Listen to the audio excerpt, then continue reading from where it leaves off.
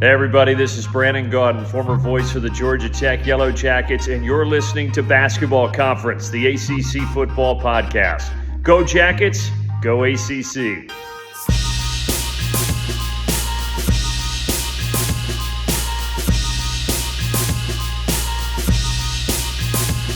Ladies and gentlemen, boys and girls, welcome back to Basketball Conference, the ACC Football Podcast. My name is Joey Weaver. He's Mike McDaniel. Mike, we've got the college football playoff. We've got some bowl games to talk about. How you doing? You ready to go?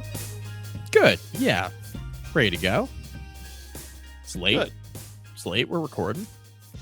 It is late. Good stuff. Absolutely. Always good stuff. We are recording. We are at youtube.com/at the ACC Football Podcast. This is not a live recording. This is just a recording that's going to be posted later. So shout out to the people that are joining us as you watch this on YouTube or wherever you listen to it in your audio formats. Please hit the subscribe button, hit the like button. We would appreciate that. We are going to talk about some games here. We've got obviously a first round playoff game with Miami heading to play on the road against Texas A&M. We'll get into that in a minute. Producer Scott with us. Producer Scott, how you doing? Head up, baby. Hand up. Doing well. I found the GIF last night of it was Kevin Garnett saying anything is possible. Anything was last night. Doing well. Blue Hens of Delaware got their first bowl win in school history last night in the 68 Ventures Bowl, triumphing over the Raging Cajuns. So that was cool. Work slowing down for the year. Bowl game starting up. Playoff this weekend. Playoffs. It's gonna be a good. That's right. It's gonna be a good holiday season.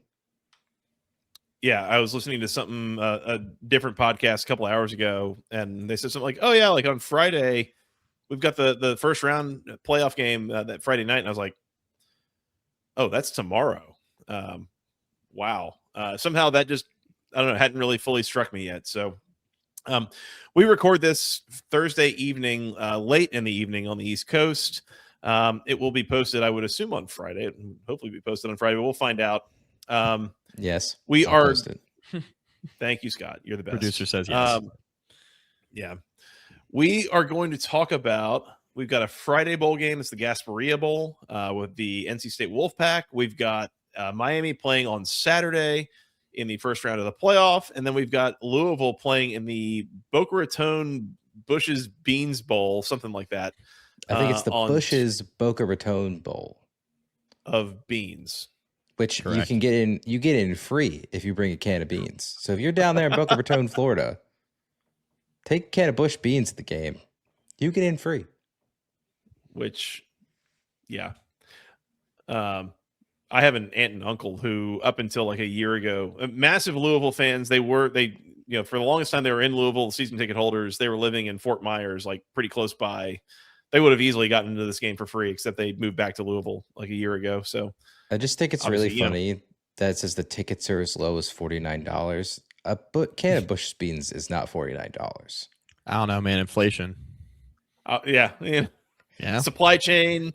Who knows? I mean. Crypto could be anything. Like, is there Bush coin? Bean coin. Careful. I was gonna say. That reminds me of a reel I sent you recently.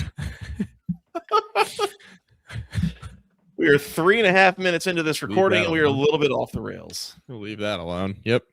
Happy holidays, everybody. Should we jump into a couple of previews here, fellas? We shall. Before we get any further off the rails, do we want to start with the playoff game? We can.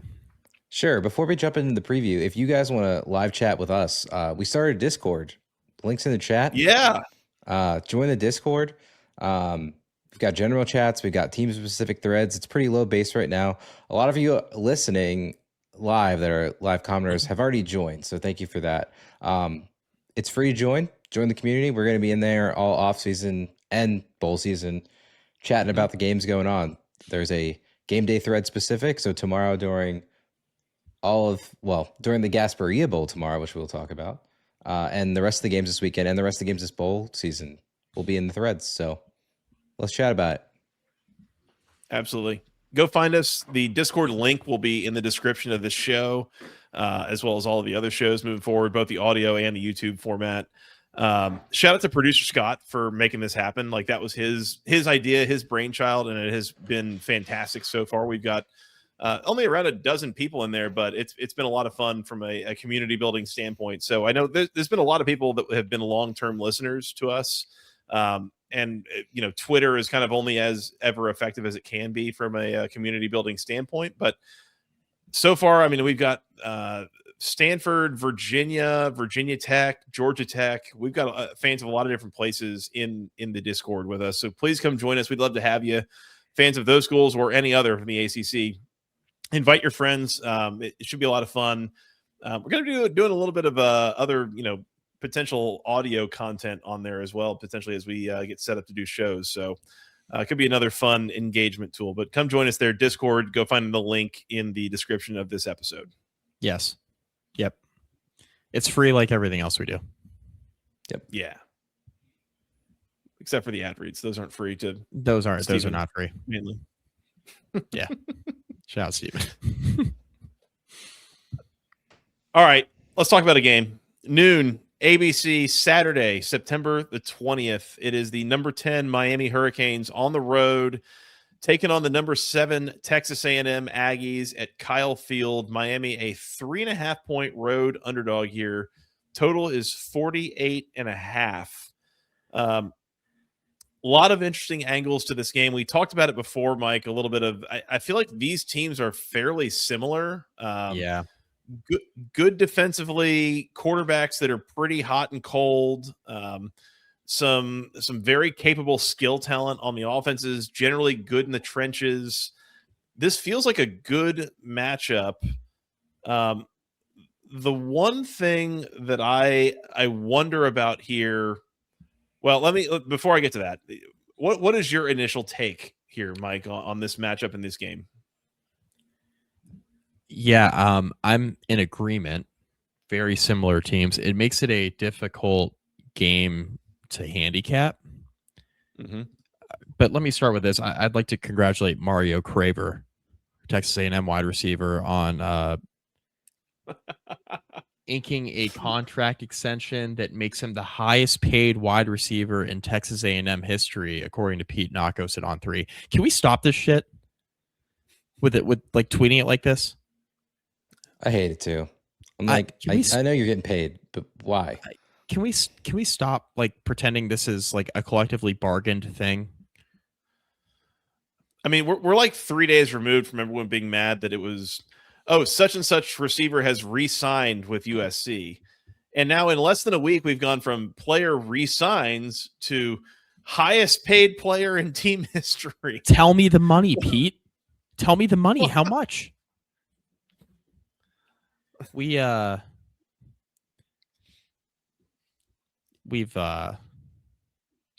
the plot. Lost the plot. Broken contain.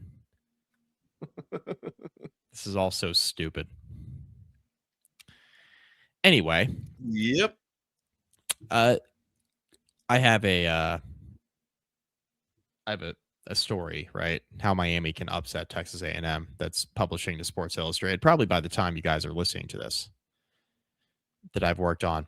There's a couple things at play here. Number one, I think this game, what's really going to determine who wins this game is who actually wins the battle in the trenches, because these are two of the better fronts on both sides of the football in the college football playoff.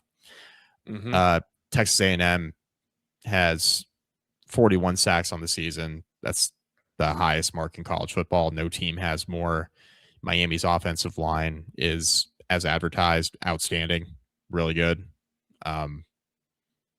Miami's defensive line, really good. Texas A&M's offensive line, I think it was, I'm going to confirm this.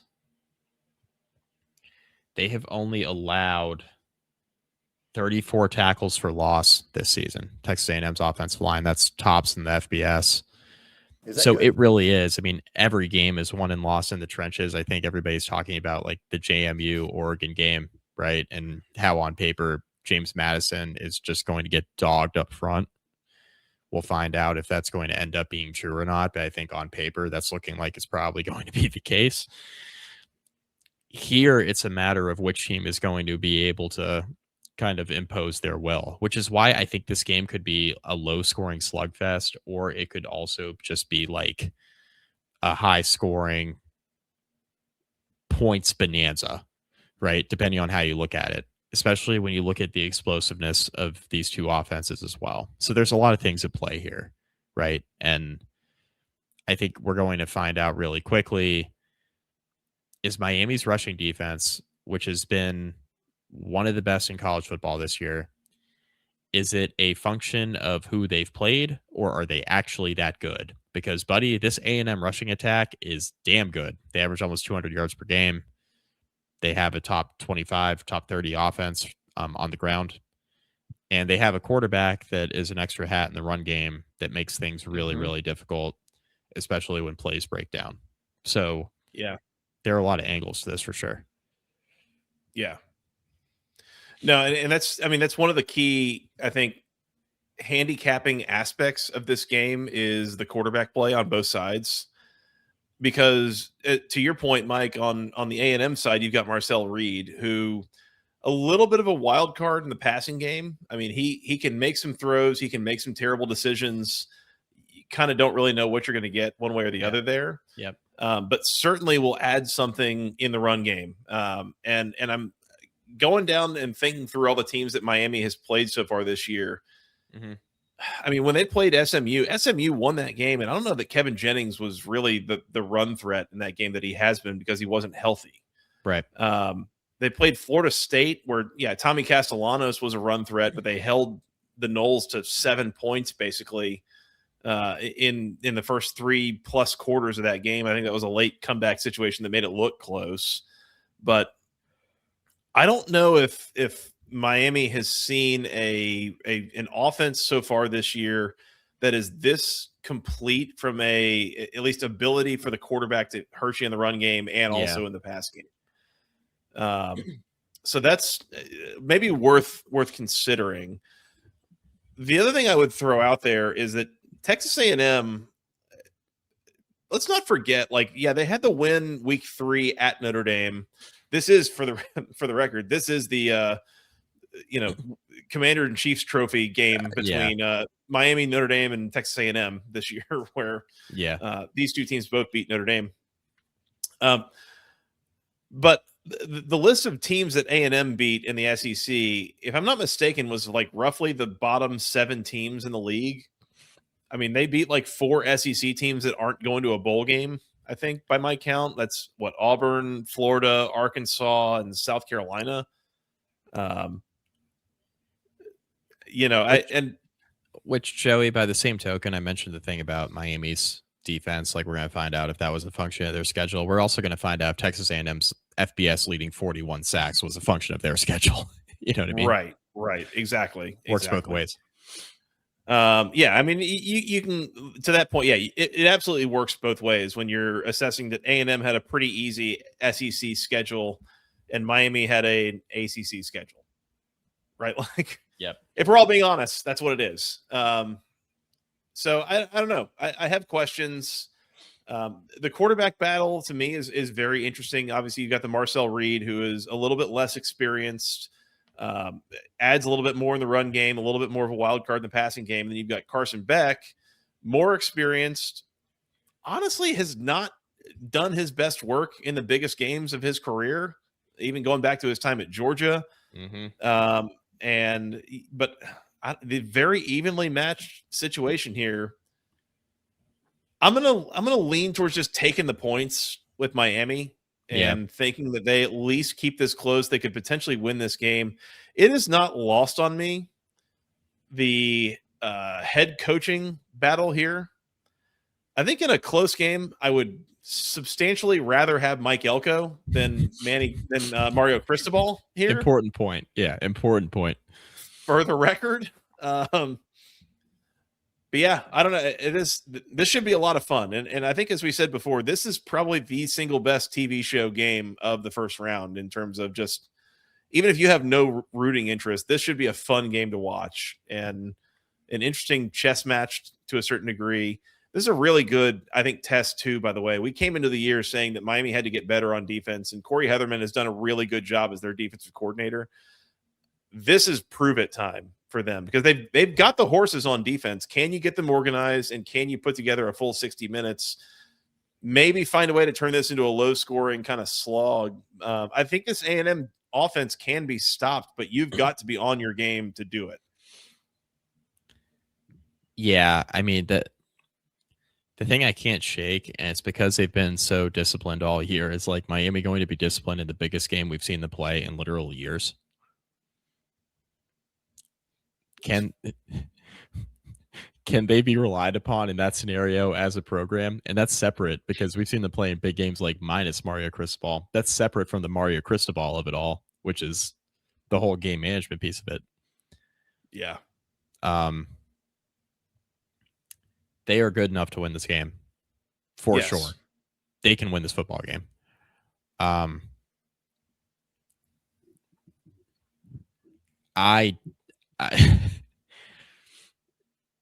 I don't know, man. I gotta like rely on Mario Cristobal coach team to be ready for this moment. It's a really, really hard proposition. And Carson Beck to go on the road and not turn the ball over 3 times.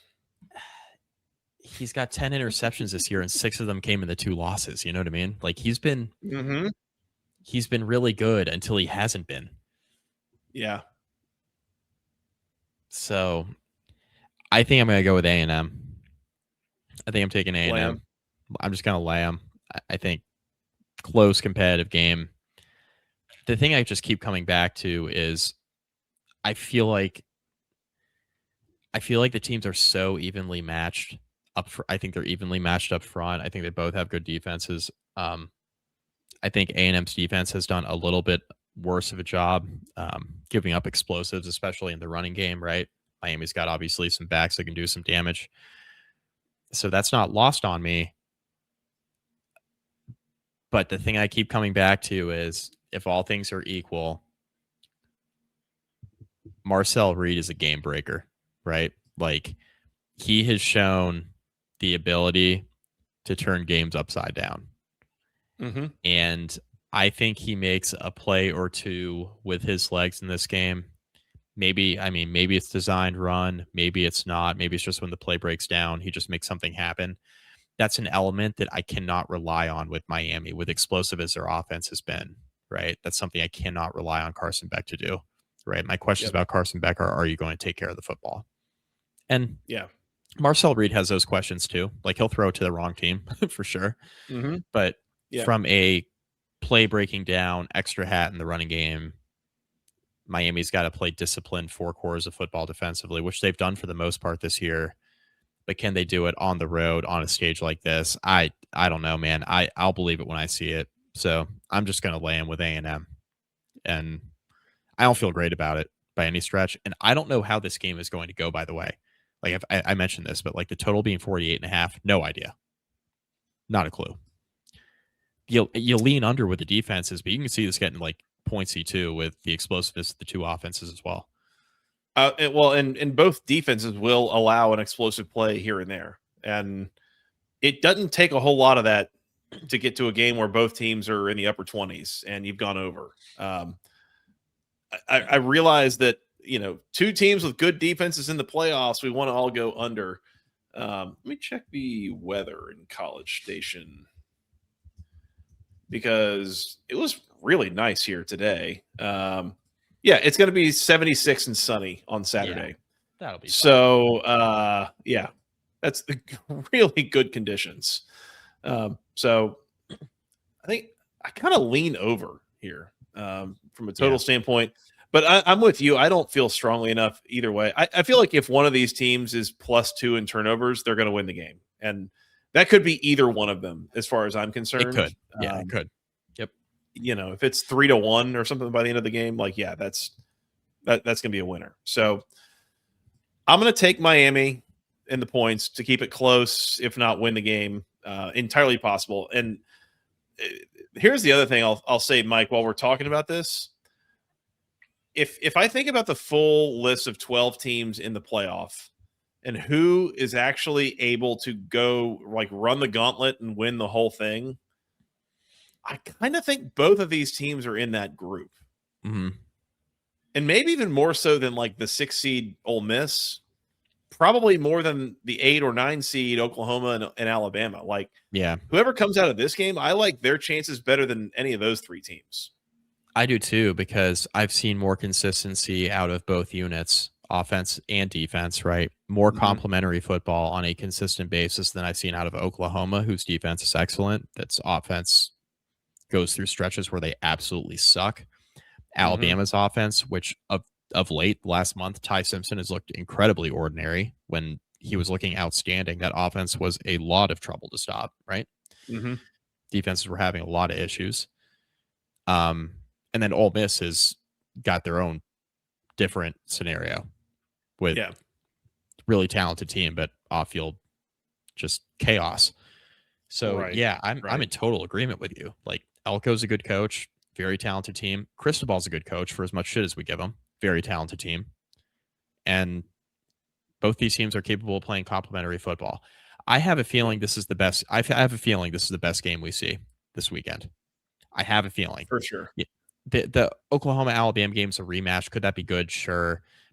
Tulane Ole Miss, yeah, it's a rematch, but like, it's different because of circumstances. That game could get interesting just because, I mean, if you had to pick one G5 upset this weekend, maybe that's the one you pick. I don't think it's a great chance of happening, but it could happen. And I think Oregon's going to beat the absolute piss out of James Madison. I had to find the words that would be appropriate for this time of night on this podcast. Thank God we're recording. We're not live. Yeah. So, we know how excited Scott is to go and add bleeps in after the fact. Yeah. I don't even do that anymore. I just mark it as explicit and move on. Yeah. That's a lot easier. Just to be clear, because one thing I didn't really say here is the reason I say that about these two teams is specifically their play in the trenches. Offensive, defensive lines, I think here are absolutely capable of carrying them a full. It would have to be 4 games for these two teams. Yeah. I would not say that about Ole Miss. I would not say that about Alabama or Oklahoma, at least on both sides of the ball from that standpoint. So, anyways, Miami plus 3.5 for me. A&M minus the 3.5 for Mike. I'll lean over the 48.5, but again, no strong feelings there. Are you over or under here, Mike? I'll lean over. Okay, yeah, fair enough. But yeah, highly recommend watching this game. Make some time, watch this one, because this is the game in the first round, I would have to think. Yeah, which is clearly the thing that I say before this is like a 24-point blowout, and all of a sudden Tulane has Ole Miss in the fourth quarter in hell, and who knows? It is a playoff after all. Yeah, of course. Man. Should we? Do you want to quickly pick the rest of the first round games in the playoff? Just sure. Have it on the record. Sure.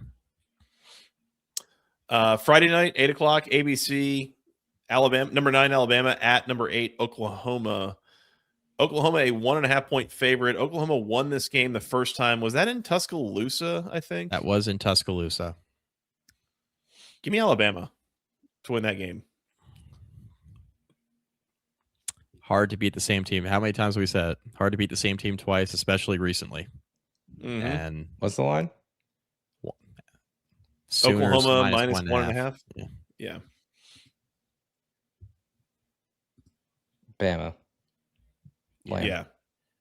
I think I'm on Bama as well. Take him. Take him. Yeah.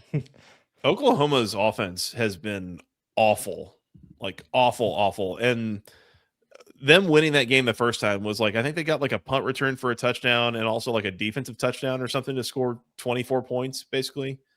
So good luck making that happen a second time. I agree. Yeah. But both of those teams kind of incomplete to the point that, like, Oklahoma's defense is outstanding, but I just don't think that either of these teams is complete enough to go win the next game against, I guess that would be Indiana, which is a wild thing to be saying, but makes complete sense in 2025. Yeah. Yep. All in the tide, huh? I think so. Scott, yeah. Yeah. I mean, there's all that talk. Kalen DeBoer is going to go to Michigan. It's just they weren't supposed to be in the playoff. They already lost at Oklahoma once. Like, look, would I be upset if they lost? No. Yeah. But that's just not how this works. Yeah. Also, they've had a couple weeks off and they've needed it bad, you know? Like, they have not played. I was the first to complain about Bama being in with how they've looked. But if you get a Ty Simpson that looks right, this becomes a different Alabama team with the way they've played defense this year. You know, It's been more vintage Crimson Tide defensively than it has been in a while. And offensively, I think what made Alabama so interesting early in the year is Ty Simpson looked like a Heisman contender. And then he fell off considerably starting in like mid-October. Basically, after they beat Georgia, he started production started dipping a little bit and started throwing a bunch of picks. And if we get the Ty Simpson we got in like September, early October, this becomes a very different Alabama team, I think. Mm-hmm. No, I would Holy agree with Seahawks, by the way. that. Game was lit. The live game. Yeah. Sorry.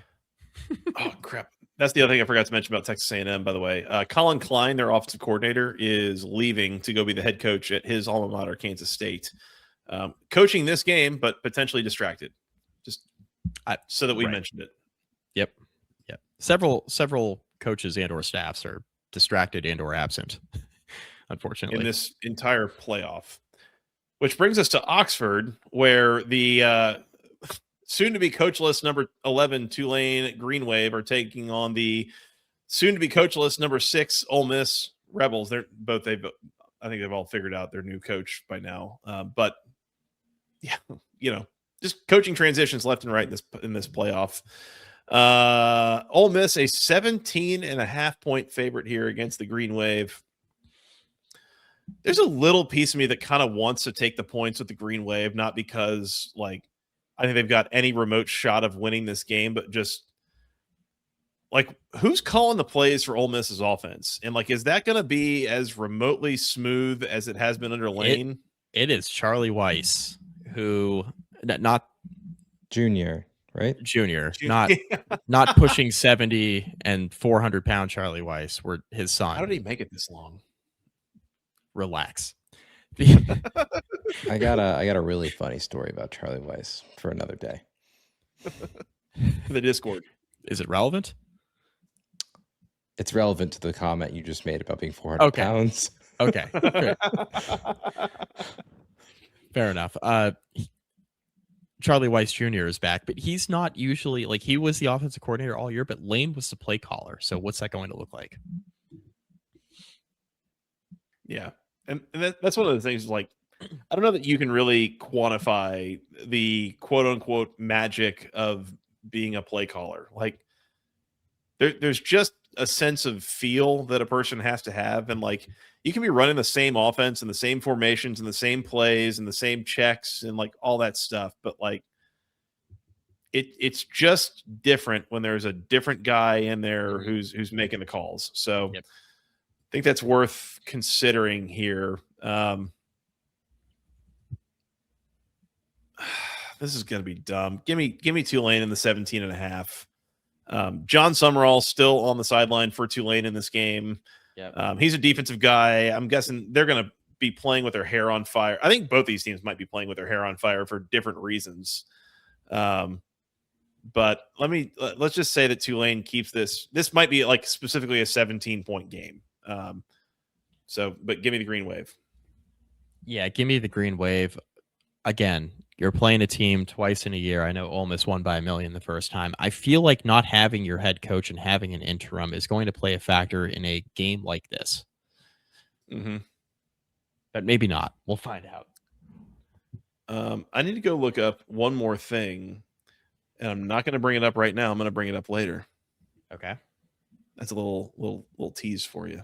Man, that was you have me on the edge of my seat with that. I like Ole Miss to win. Yeah. I think they cover. Yeah. I think this is one of those things where this round of the playoffs, for the most part, the old Stanford Steve and the Bear podcast, I think, was one where they would talk about this is not the place to be picking underdogs to win. Right. And honestly, in a lot of cases, this is not the place to be picking underdogs to cover. This is where the better team shows it by a lot. So, yeah. Again, I'm a little bit iffy picking Tulane. I would not recommend betting that at all. Yeah. No, I would not. If I'm betting anything, it's the thing I'm going to mention later, which I'm not going to do right now. Okay. All right. Last one, 7:30 on. By the way, that was on TNT, HBO Max, and True TV. Which why? It's not March, so I forget whatever deal they signed. But did you guys say it's gonna be on Cinemax? Is that what you said? HBO Max. But basically, I think this was. That would be some interesting late night programming. I think this was like a avoiding the monopoly lawsuit kind of situation where like, oh, well, ESPN doesn't own the whole playoff, but when you tune into TNT at 3:30 on Saturday, it's going to look like an ESPN broadcast for the most part. It's like a TNT studio show at halftime. And wait a minute, is that Sean McDonough and Molly McGrath? Yeah, for TNT Sports, everybody. Yeah, exactly. I'll do the charade just like we do with the most lucrative signing in program history. But nobody's gonna tell us how much. Of course, don't want to do that. The most notable thing that I remember from the TNT broadcast last year during bowl games was I think most of the ESPN broadcasts were in 1080p, and these were in like 720p. Like they were like noticeably worse quality. Yeah, trying to watch these games. So it's like watching games on ACC Network. Where you could be filming it from your house if you wanted to be, and it would be probably very similar quality.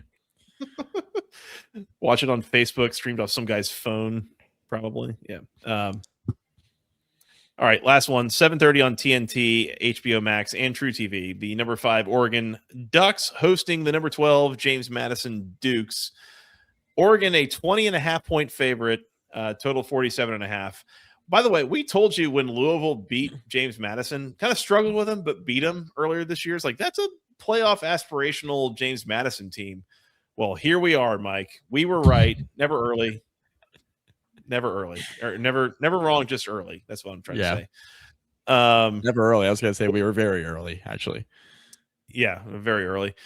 Oregon and the under here, by the way. James, this is you're going to be watching Christmas movies by halftime of this game. Like, this is not this one. Lamb with the quacks. Lamb. And I'm going to say, and the reason I say under 47.5 is because I think Oregon might have to do almost all the scoring in this game. Yeah, I would agree. Big Duck energy here. Big Duck energy. You with us, Scott? Duke's pulling the upset? No. God, no. God, no.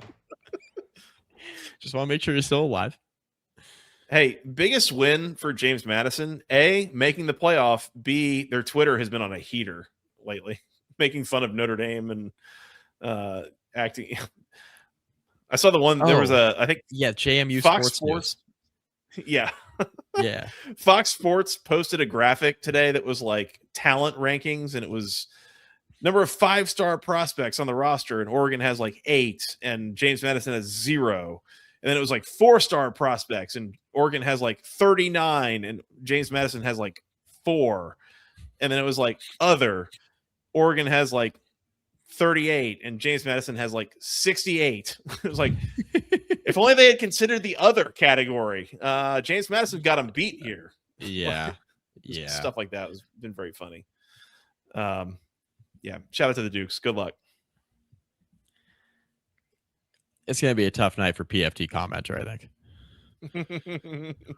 Yeah. Look, Would you really be bothered if this were Virginia Tech in this spot? If Virginia Tech got to 12 magically and like got eviscerated by Oregon for 4 quarters, but you're in the playoff. Playoff revenue, baby. There you go. More money lining our pockets. That's you could only be so mad as a Dukes fan. Now. Yeah, it is. It is what the sport's all about. And like you said, you can only be so mad if you're the Dukes. That's Made right. the college football playoff. Bob Chesney, it's a peaceful transfer of power with one Billy Napier. Oh, this is Billy Napier coming in here, isn't it? Yeah, I think he'll probably do fine. DJ Lagway.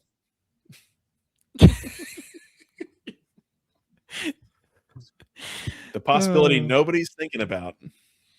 There is. I will say, I kind of like the whatever. I haven't looked at the first half line or the first quarter, but I could see like 7-0, and then quickly be like 42-10. You know. I mean, we've got like 20 minutes till we get to Sickos Picks here, Scott. If you got a little bit of time to do some research. You know what, Joseph? They don't call you an idiot. You must have been listening to the wrong people because some of them do. A lot of them do, honestly. That's all I got in the playoff, Mike. Anything else before we get into other ACC bowl games? Let's talk about the other ACC bowl games. Let's do it. Let's go to Friday night, Friday afternoon. This will be at 2:30 on ESPN from Raymond James Stadium in Tampa. It is the Union Home Mortgage Gasparilla Bowl. I didn't really roll Gasparilla. There we go. Roll the L. It is the NC State Wolfpack taking on the Memphis Tigers. NC State a 3.5-point favorite here. Totals 56.5. I heard a stat earlier. Dave Doran has lost 5 bowl games in a row, if I'm not mistaken. Memphis is going to be without a coach here.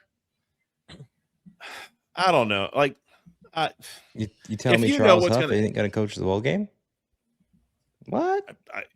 I mean, usually probably he'll probably be there like to watch or something. But this is a joke. I know. Yeah, fair enough.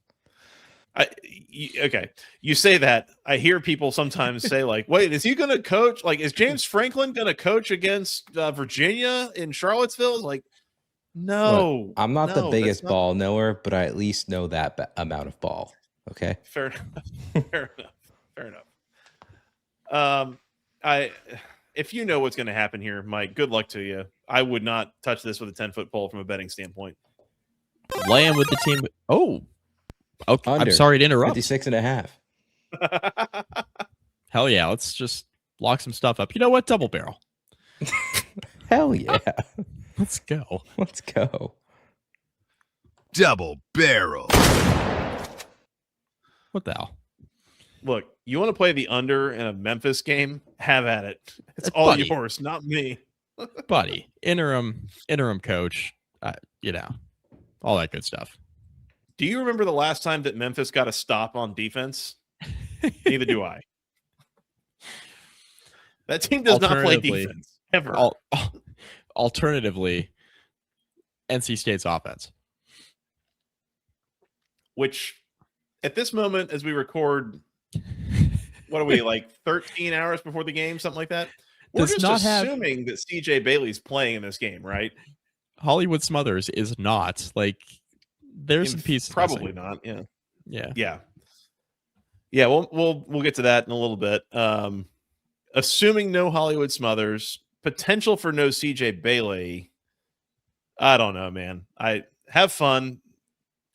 Could and should be a fun watch, I think. And this is a good setting for a bowl game too, by the way. Good for NC State getting to go to Tampa. And this is a good matchup against a pretty good AAC team. This is one of those where, honestly, if I'm an NC State fan, I'm like, why is this on December 19th and not, something in a little bit more of a prime bowl season slot? But hey, good on the Wolfpack. Should be a fun watch. Good luck to them against the Tigers. I agree. Best of luck. I guess Lamb with NC State and over. Sure. Lamb under. Maybe a live betting situation once you know who's playing and who's not. And this could also turn into a CJ Bailey opts out at halftime situation that we saw with Cam Ward last year. Like, who knows? watch the backup. We'll watch the backup like complete 4 passes and you lose the game. And then everybody will cry wolf about team skipping bowl games again. Yep. Can't wait, baby. It's so broken. It's so over with bowl games. It sucks. You remember how, by the way, you want to know how broken the whole, and not just the bowl system, you want to know how broken this whole sport is? You know who Texas A&M's leading receiver is? Casey Concepcion. Moving on to, what is it, Tuesday, December the Just mention it in 23rd passing. on ESPN. Sorry, NC State. Yeah, I see you. I feel you. I get it. 2 o'clock ESPN, Tuesday, December the 23rd. It is hang on. It is the Bush's Boca Raton Bowl of Beans, we said. Did I get that right? Boom, baby. All right, sweet. We did it. It's the Louisville Cardinals taking on the Toledo Rockets. Louisville, a 6.5 point favorite here. Totals 45.5. Excuse me. Look, first of all, if you want to trust Louisville in a bowl game being played at 2 o'clock on the Tuesday before Christmas, good luck. I mean, it's been hilarious to me, honestly, the last week or so is like, I haven't seen a peep about Miller Moss being out, and he's got eligibility left. And there's no objective reason to think that like he definitely won't be at Louisville next year. But DJ Lagway interested in an ACC school. It's Louisville, and Louisville looking for maybe Bo Perbula out of Missouri, and like they're like outwardly searching for portal quarterbacks again. Yeah. Despite the fact they've got one on the roster who's still got eligibility left. That's where we're at with Louisville right now. By the way, Toledo's quarterback, Tucker Gleason, our old friend from Dave Patnode's Georgia Tech offense under one Jeffrey Collins, which, sorry for reminding all the people of that. Yeah. I think laying with Louisville, I don't think that motivation will be good here, but I think their defense will probably play well enough to suppress a Toledo offense here. I think this would be an embarrassing loss for Louisville if they didn't win this game, if I'm being honest. Yeah.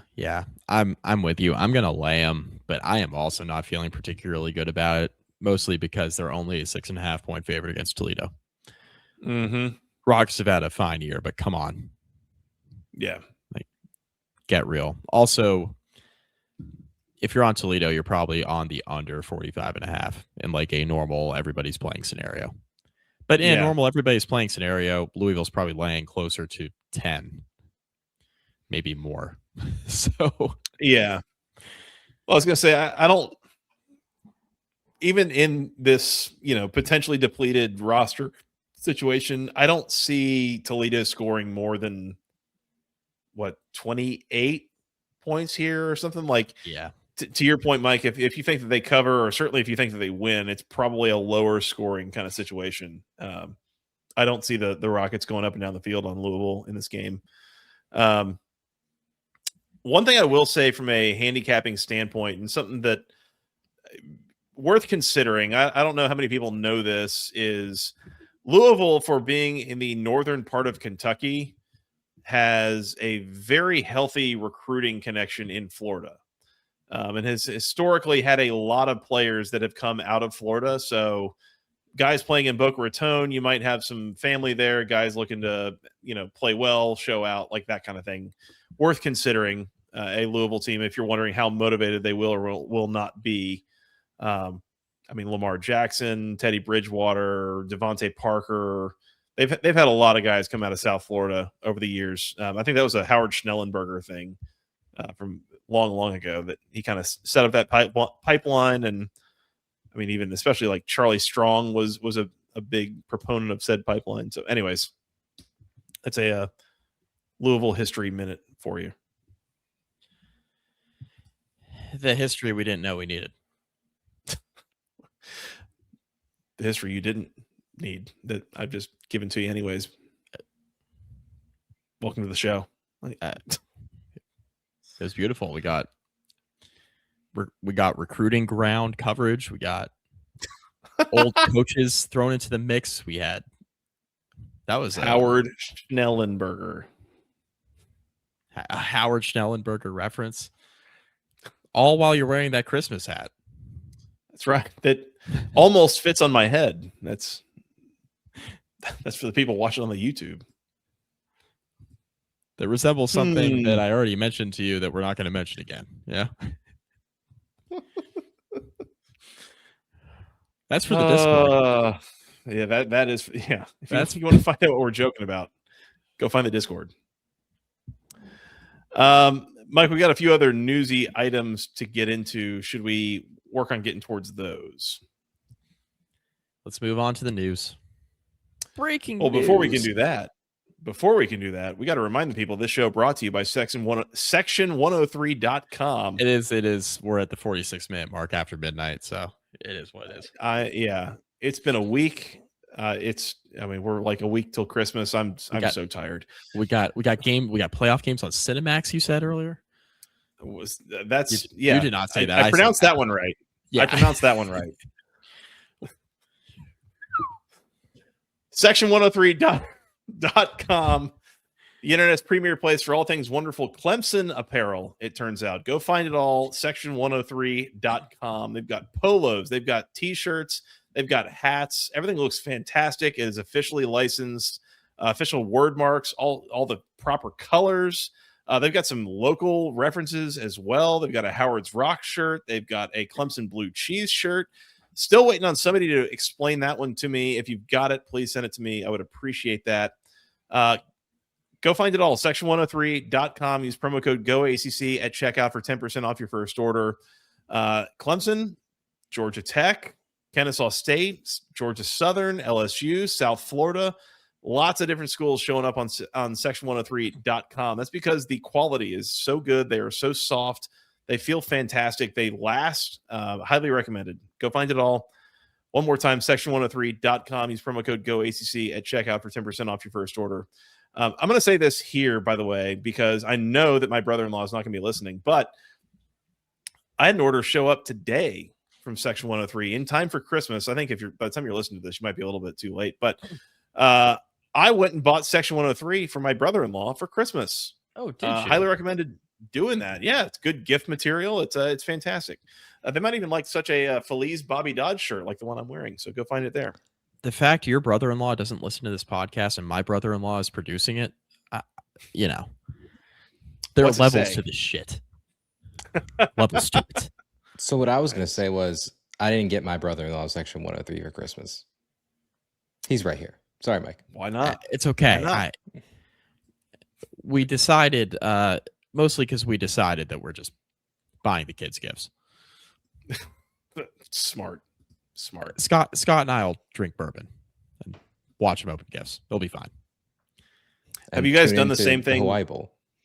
Yeah. So, have either of you, with your respective brothers-in-law, done the thing that I did with my brother-in-law and my dad, that we started an annual Christmas bourbon exchange? Well, that would literally just be us because that's just called Saturday in our house. I meant like I don't have a brother-in-law that's not Mike, and he doesn't have another one that's not me. So yeah, this is just what we do. That's what I was getting at. But yeah.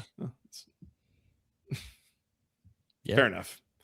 Highly recommended. It's a good way to get a couple nice bottles of bourbon every year. And, we'll talk about it later on the Discord. Is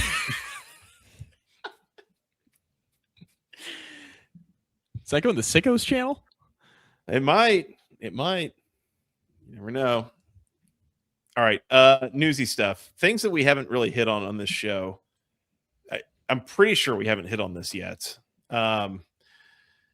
James Franklin announced his coordinator hires at Virginia Tech, or at least he announced one of them. And I am beside myself. Like this is like living in a simulation level territory. James Franklin's defensive coordinator at Virginia Tech, if you didn't know it, is a man named Brent Pry. And if you didn't know, it is the exact same man who Virginia Tech, like 2 months ago, paid millions of dollars to go away. Mm-hmm. And now they're going to, am I understanding this right? They're going to continue paying him millions of dollars to go away and now pay him like another $1 million to come back. TBD. How all that's going to shake out? TBD with that. Yeah. That's what I would say. When I first heard about this, I What thought the hell? it was actually kind of cool because it sounded like to me like he's owed $6.5 million from the buyout. Now, how that works out, according to Mike, is to be determined.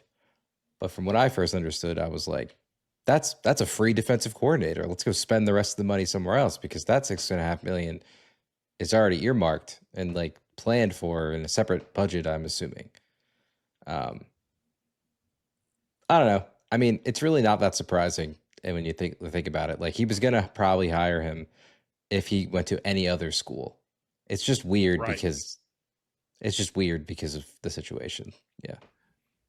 That was my takeaway. It's weird because there's 135 other FBS schools, and this is the one that he's going to come be the defensive coordinator at. Is specifically this one that 2 months ago fired him.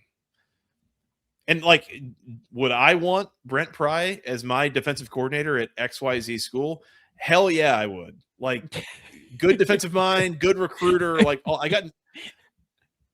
don't have a problem with any of this. It's just the absurdity of this one school that fired him is now where he's going back. That's where I'm at. Yep. Yeah. It makes a lot of sense from the James Franklin standpoint. This is your guy. This is your defensive coordinator, right? Mm-hmm. It's been a rotating revolving door is the word I was looking for. It's late. It was a revolving door defensive coordinator for a variety of reasons since Brent Pry left, right? Brent Pry leaves for Virginia Tech. What does Franklin do at Penn State? Hires Manny Diaz. Diaz does a good job, leaves after a year, right? Hires Tom Allen. Went okay. They made they made a college football playoff semi, right? And the defense was pretty good all year, but the relationship, a little bit of friction there. Tom Allen leaves. Okay, Jim Knowles. Makes sense on paper. Ohio State just won the national title. You're bringing in their defensive coordinator that didn't get along that great with Ryan Day. Okay, great. Bring him in.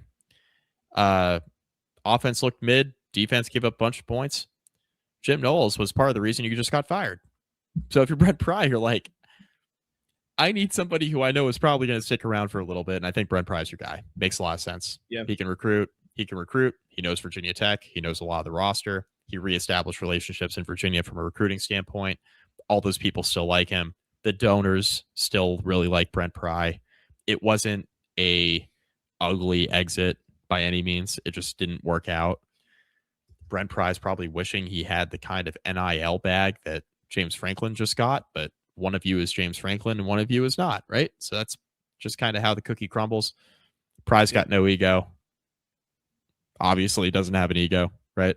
Because if he did, he would probably not be taking this position. Yeah. So hope it works out. Very weird, though. Yeah. I mean, that's what it is. It is an odd situation, but I get it.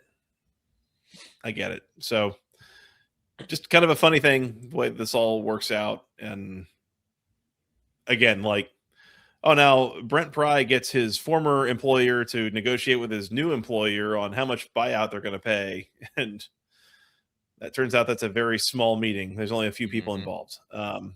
So yeah, strange situation, but strangely not unprecedented, because if I'm not mistaken, was it last year or this year that Zach Arnett was fired by Mississippi State as head coach and now is back as defensive coordinator? Like, he's officially happened. he's officially 2 full seasons removed, but the end of the second season just happened, right? This was the end of Jeff Lebby's second season. So it's like, hadn't been that long. Yeah. Yep. So wanted to bring that up. Can't say it's a bad hire. I think it's a good one. Just an odd situation. Odd. So other coaching news, Georgia Tech offensive coordinator Buster Faulkner leaving, headed to Florida to join John Summerall and his new staff. This has, to some degree, this move has maybe incited a little bit of unrest in the Georgia Tech fan base, but yeah, I'd say, because he's a damn good coordinator. He has been. And I mean, it was a year ago that he's been getting a ton of accolades nationally, and a guy who has been considered for head coaching jobs and all that. So like, it was one of those things, you know, I, up until probably early mid-October, I was fully prepared that like for a year or more, I was like, this is going to be the last year of Faulkner. Our guy Kelly Quinlan had talked about how his son was a senior in high school this fall. He wanted to stay in the Atlanta area until his son graduated high school, and then was, you know, all, you know, was fair game going anywhere else. So I was fully prepared after this year he was going to be gone. And then it seemed like in early November I was seeing a couple things that maybe he's not really all that determined to leave, and you know, it would really have to be the right head coaching opportunity or whatever. And then it seemed like it kind of sprung up pretty quickly that John Summerall took the Florida job and targeted Buster Faulkner, which on some level you kind of get that Florida would want the offensive coordinator who has given Georgia's defense problems the last couple of years. Schematically. Yep. So he makes that move. You kind of get it. It's unfortunate. He's been really good for Georgia Tech. And you know, you hope that Brent Key can replace him mostly in kind, but you know, we'll find out. The bigger thing I think that has kind of driven people nuts is that now it quickly seems like they have not hit it off at all with DJ Lagway. He is going to be out of Florida. He's transferring where to be determined, but Louisville. within about 24 hours. Yeah, hey, come on. Yep. But within 24 hours, now Aaron Philo is transferring from Georgia Tech. So where you thought you had Haynes King graduating this year and Aaron Philo coming in to be your starter next year, maybe not.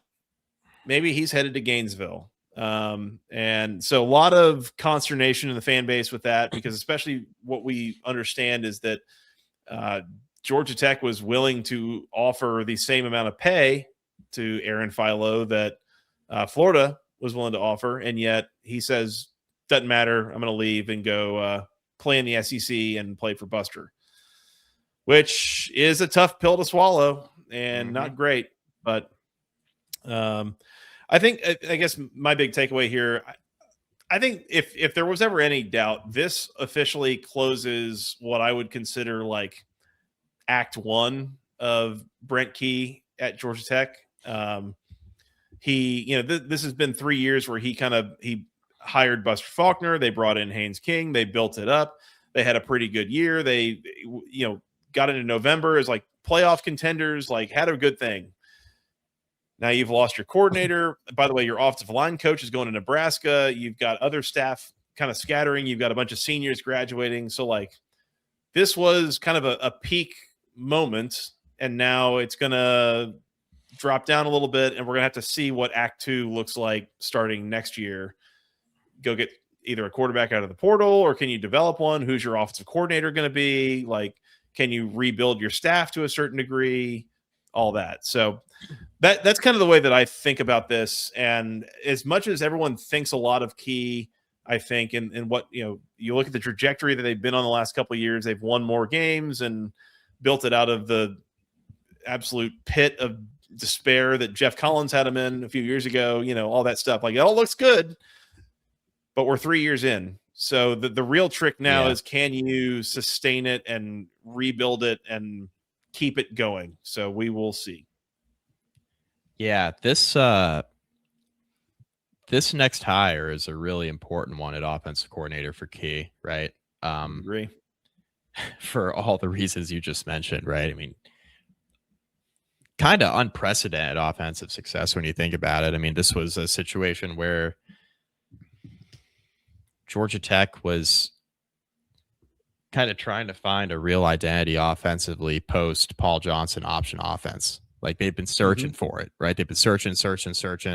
Jeff Collins didn't work out. Like you hire Key, kind of an off-cycle hire, not sure how it's going to work out. You bring in Faulkner, everything works out great, like better than anticipated. And now you have to replace that guy who is also bringing a bunch of staff with him. Like we talked about bringing Aaron Philo potentially with him, right? But then there's also, you're going to bring a bunch of staff with you too. So it's not only replacing Key, it's replacing all the staff underneath him, which is inevitable when a coordinator of Faulkner's stature, right? Because a lot of these guys too, right? They're following Faulkner, not just for the Florida job, but for the job that Faulkner's going to get. Like he's going to be getting a head coaching job, and those staffers want to be in position where they can advance in their careers, right? Or maybe they can make more money somewhere, be a position coach making more money, right?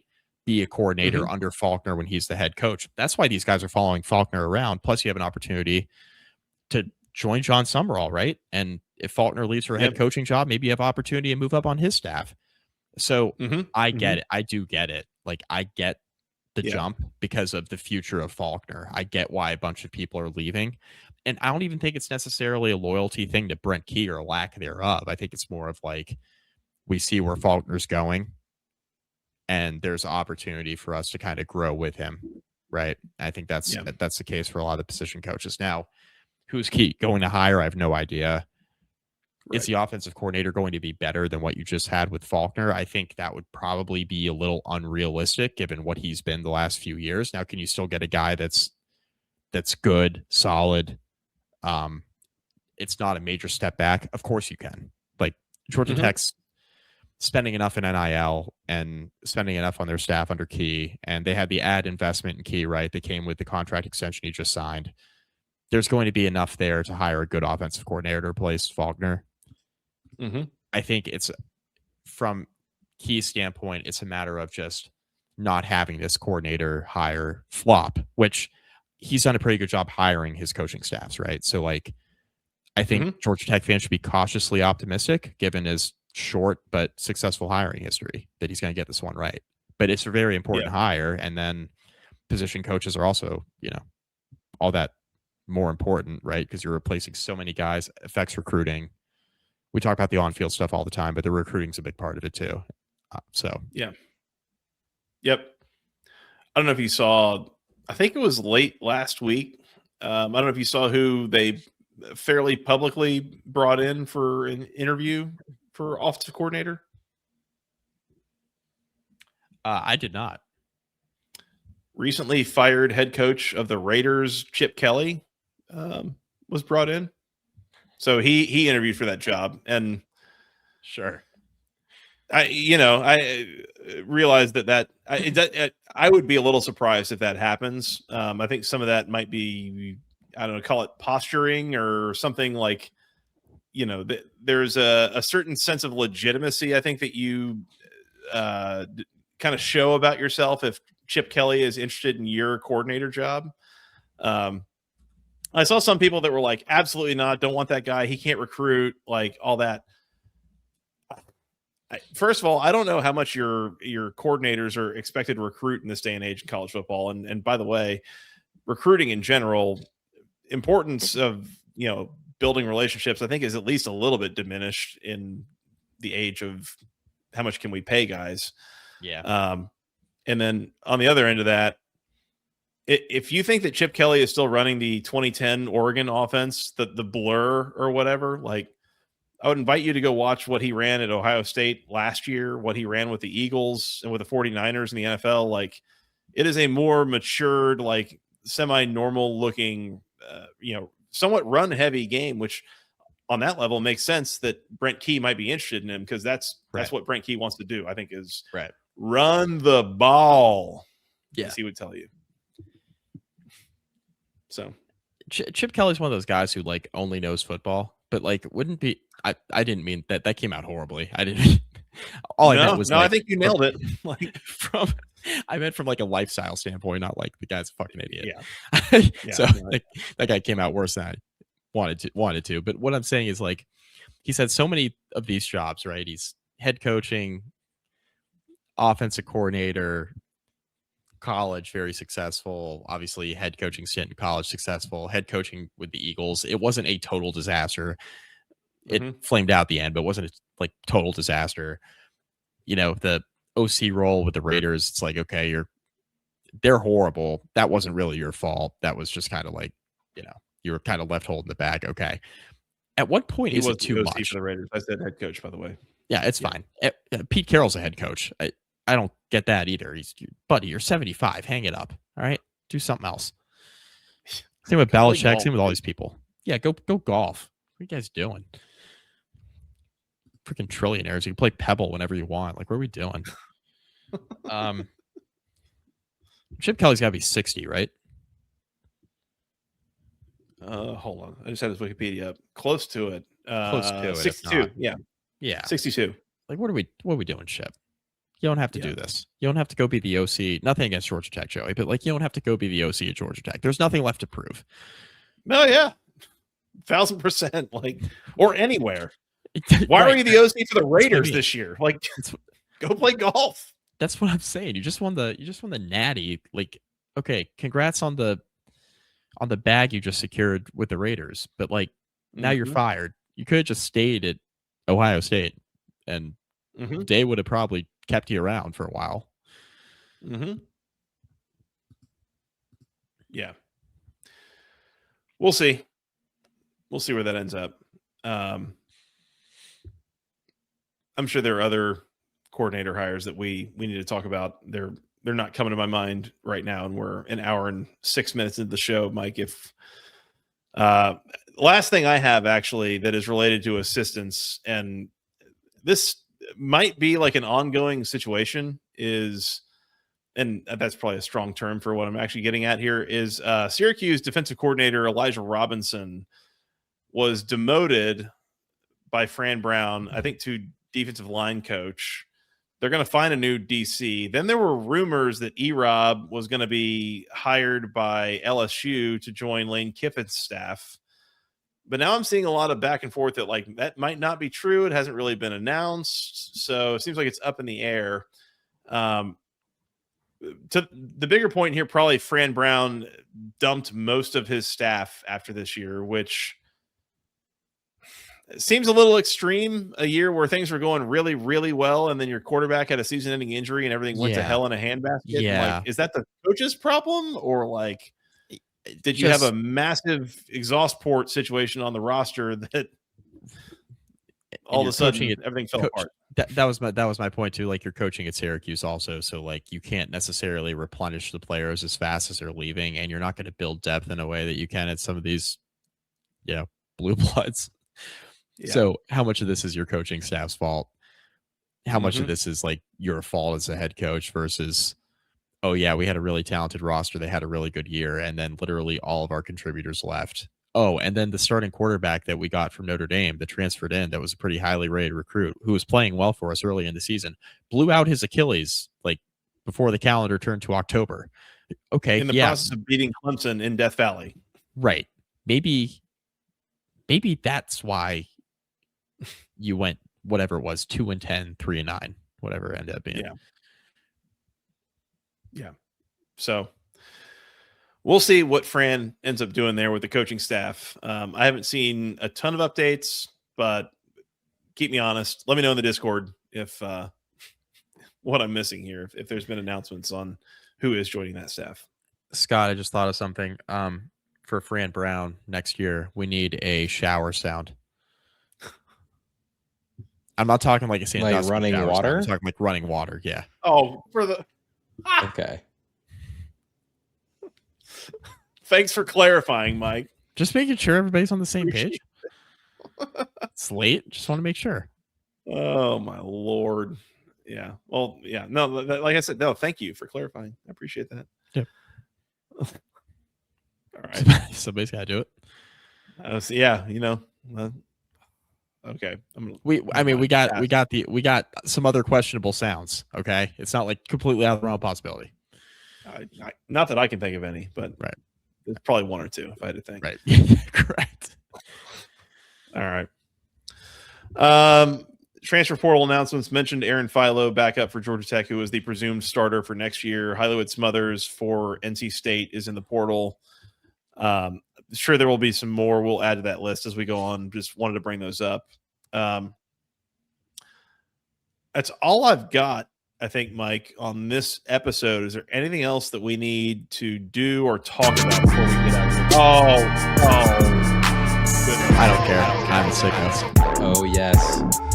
Oh, Is yes. there?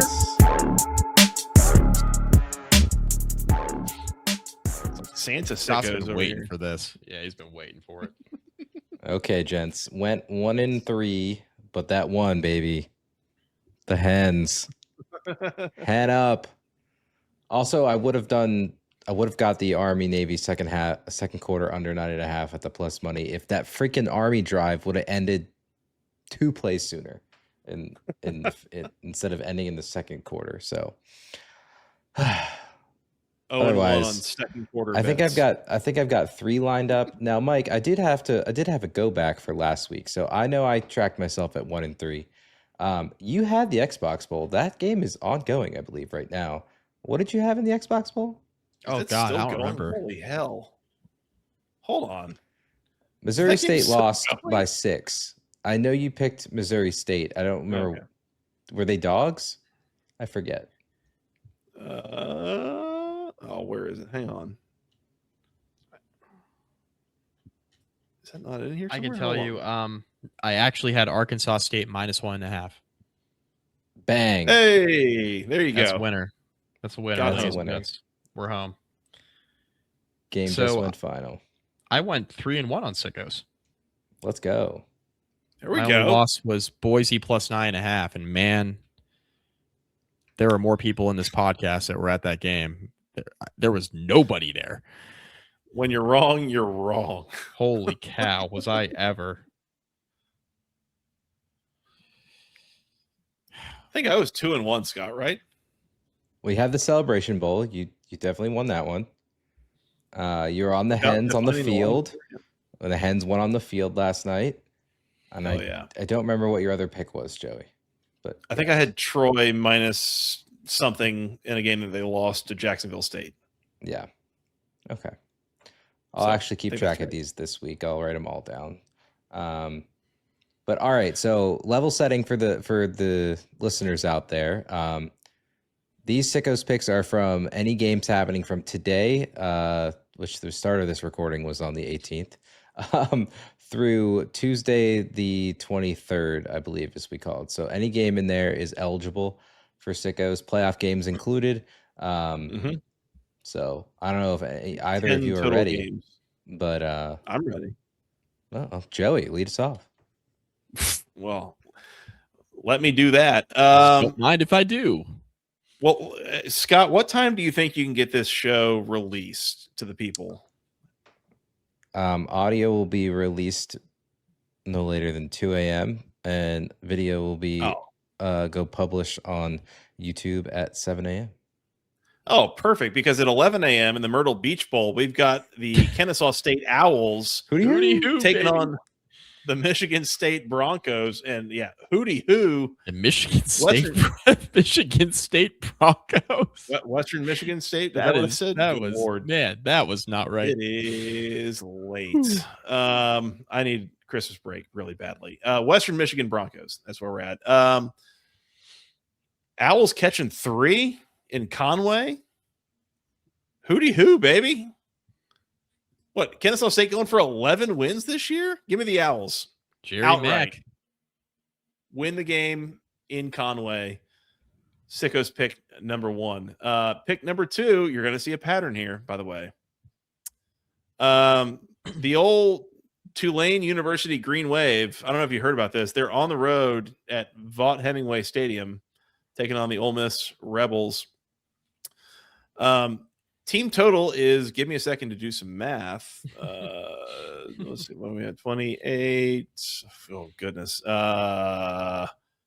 19 or so.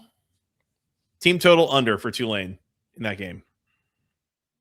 Team total under 9. I'm going to go with 19, but whatever it ends up being, 18.5 or 19.5 or whatever. Give me the under for Tulane in that game.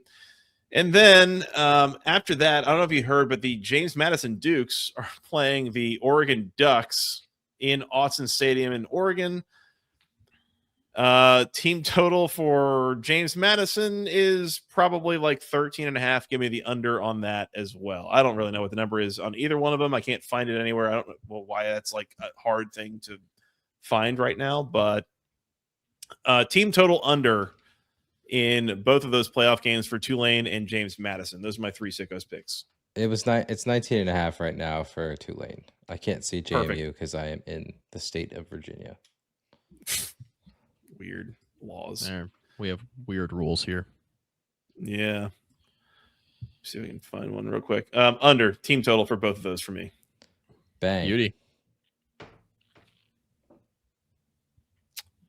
Want me to go next, Scott, or you got? Sure, Michael. We're gonna go double barrel with Kennesaw State. Whoa. Money line. Let's just do that. Barrel. There we go. Beauty. Nice pick, Joey. Thanks. Very good. Western Kentucky is playing Southern Miss in some bowl. What bowl The game is this? Superdome. Yeah. In the New Orleans Bowl. The New Orleans Bowl. Thank you. Neither one of those teams plays a lick of defense. Give me over 57.5. That's too few by at least a field goal. That game's going to finish in the 60s. Famous last words.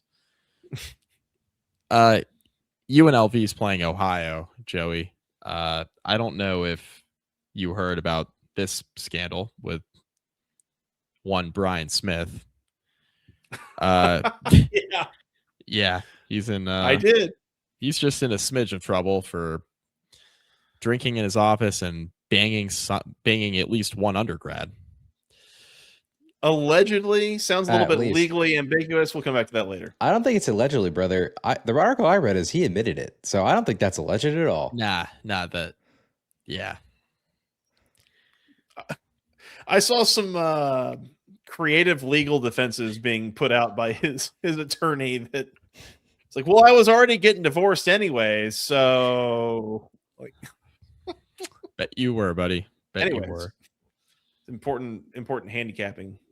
Anyway, when a school is paying you millions of dollars and there's also a buyout clause in there for you to go away if the team's really bad and that's the only reason why they fire you, it's essentially like a golden parachute. I can't believe I have to explain this, but I guess I do with the last couple firings this cycle.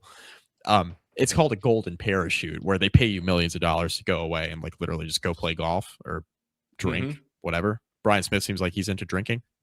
I was gonna say he has one of those preferences, yeah. Yeah. So maybe he plays golf. I don't know. But we know he drinks at least.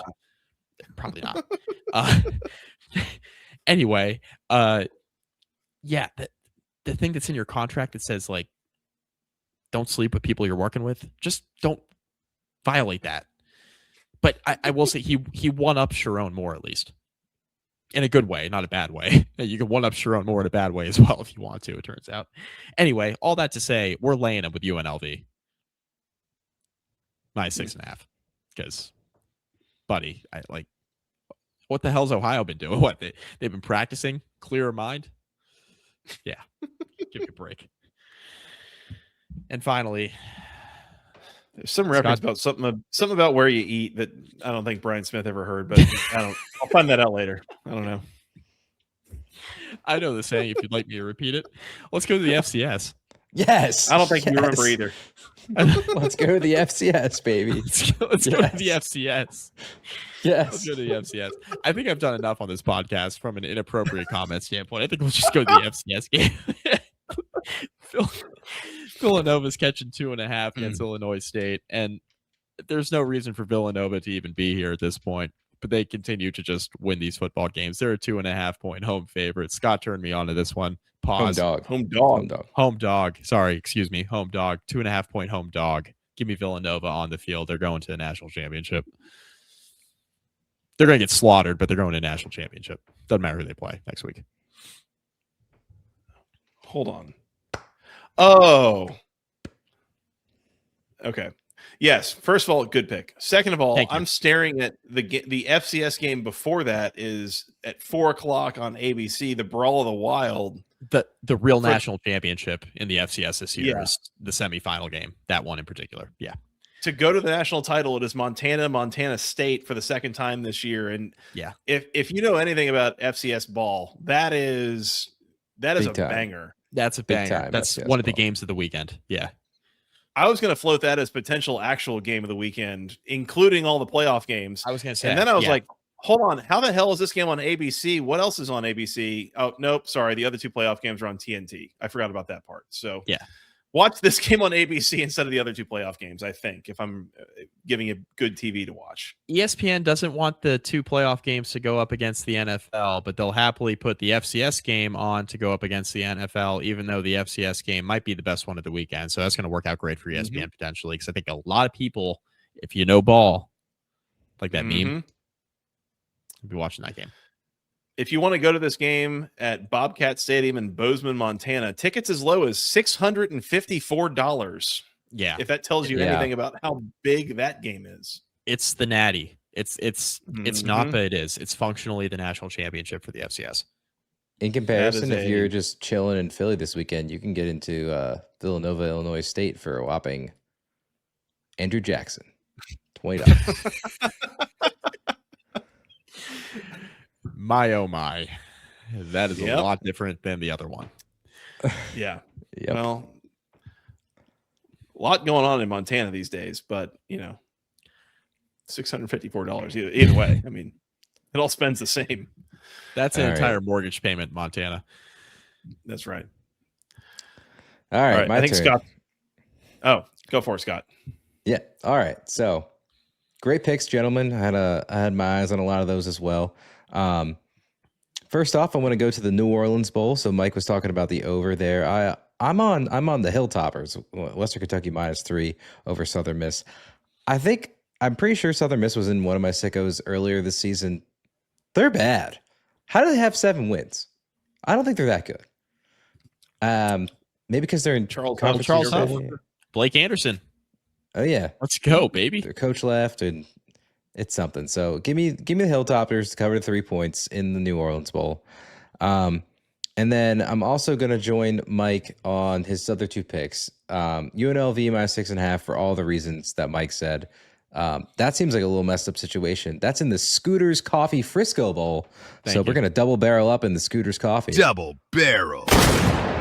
And then, yes, we're going back to the FCS. And yes, we are on Villanova. Home dogs. I don't know why they're home dogs. Like, they're not supposed to be there, but Illinois State is also not supposed to be there. So, like, they were supposed to lose a few weeks ago to North Dakota State, and then they've just been rattling off away wins. Buddy. So, give me the Wildcats. I was on the Wildcats a few weeks back against Lehigh. That came home on the field. Give me the Wildcats. And that was it for me. So, we got 2 double barrels there. Double barrel. And that's your Sickos picks of the week for Bowl Week 2. Buddy, if you don't think Illinois State and Villanova should be there, wait until you see next week. Oh, my God. Whoever wins gets slaughtered by Speaking of Montana and or Montana State. The national title game is going to be like a 3-touchdown spread, I'm telling you. Yeah. Montana State might be the new North Dakota State, South Dakota State situation. Yeah. Yeah, it feels that way. Feels that way. I remember the Brian Smith saying, do you want me to say it now? I mean, we're real deep into the show. Yeah, why not? Go ahead. We're good. Yeah. I'll keep just in case there are any kids up past their bedtime. Don't poop where you eat. Is the saying. Something like that. Yeah. A little more explicit. It could be modified to fit, whatever you're really genre, trying to get across. Age group. That's right. What hold on. What was the other thing so you mentioned the Scooters Coffee Frisco Bowl. Yes. I think that's one of 2 bowl games being played at the world famous Ford Center at the Star in Frisco, Texas. Extra money for old Jerry. Yeah, right. Like what? Look, as a Houston guy, I might be a little bit biased, but Dallas is not heaven on earth. We'll say that. So Wait, is the Ford Center at the Star the Cowboys practice facility? Correct. Oh, I think it is. Yeah, you're right. You're right. Okay. Correct. The one they use during the season. The one they use in the spring is out in LA, actually. So, shout out to That's right. Jera. Go on, Jera. His taxes must be a bitch. You think that guy pays taxes? He lives in Texas, so he doesn't pay income tax. We don't have state income tax. We got property tax that you can more than write home about. Trust me. I was about to say they make up for it in other ways. The taxes never goes away. The money just gets distributed differently. Yeah, you'll be totally unsurprised to find out they get your money one way or the other. Anyways, on that note, that's all I've got. Anything else while we're here? More than write home about was a hell of a way to put it. That's another story for the Discord. Go join us there. Links in the description. They are. Should be a fun place to join and be a part of the community around the people on this show. And even if you're not able to be in the comments, we go live late at night or the whole thing. Like, we'd love to have you as part of the chat in the Discord. So come find us there. The show hasn't gotten me canceled yet, but the Discord might. They're trying. They're trying every day, Mike. We're one day closer. Yep. Let's get out of here. Let's go watch some games. We're going to come back. We're going to preview the next round of bowl games. I don't know if we'll preview all of the rest of them, but certainly the next chunk of them. Like, half the ACC's bowl games are all on December 27th, which is kind of obnoxious. Like, I feel like for years we've done this where it's like we have one on the 26th and one on the 27th and one on the 28th and one on the 29th. And this year it's like, oh, they're all on the 27th. And then you got 4 days off and then we're on the 31st. So anyways, we'll come back and preview the next chunk of them at some point soon. I think early next week, probably. And potential recap of, the Miami A&M playoff game and more. So keep it tuned here. YouTube.com/@the-ACC Football Podcast, iTunes, Amazon, Google, wherever you go find your podcast, go find us there. Hit the subscribe button. We'd appreciate that. If you're watching on YouTube, please hit the like button, hit the bell icon. You'll be notified when we're going to go live next. Send us an email, basketballconferencepodcast@gmail.com. Nailed it. Appreciate it. That's where we'll be hearing from our sponsors. Likewise. Yeah, for sure. For sure we will. At FTRS Joey, at Mike McDaniel SI, at BC Podcast ACC on Twitter. Please do support our sponsors before we get canceled by them, because we're just entirely inappropriate in the way that we go about our business. It's all in the description. You're probably done buying your holiday gifts by now, but if not, please use the promo codes. And even if you are and you just want to go buy some more stuff, go use the promo codes in the description. We'd appreciate that. Mike, Scott, anything else before we get out of here? Nope. Join the Discord. It should be fun. Discord. Please subscribe do. to the channel. Join the Discord. Hell yeah. We'd appreciate Links that. below. If you're listening at audio, the link I have added there as well. You can just click the Discord. It'll be bolded. Just click it and it will just automatically join you if you have Discord installed on your phone. Yep. Do that. Highly recommended. We'll see you there. Mike, Scott, want to go watch some games? Yes, sir. Let's do it. Let's do it. All right. Until next time, for Mr. Mike McDaniel, for Mr. Producer Scott, I am Joey Weaver. Thank you guys so much for listening. We'll talk to you again soon. Until next time, hey, go Canes and go ACC.